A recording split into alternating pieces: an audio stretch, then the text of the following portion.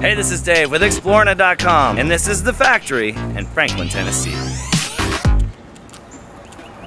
Rusty, it's good to see you, buddy.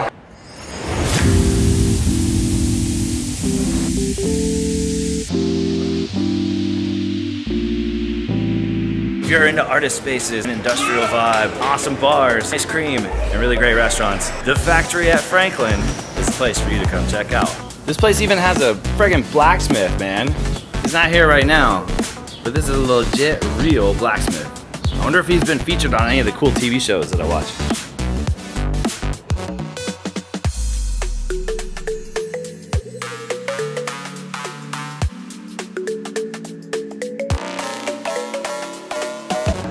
We just stopped at Five Daughters and grabbed one of these delicious minis. Very good. Very good donut, indeed. And over here on the south side of things, you've got everything from office spaces to a concert hall that you can rent out for your next event or concert. Art is closed right now, but look at this menu. How cool would this be?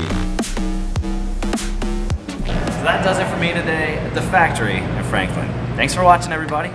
I can't wait to go on another adventure with you.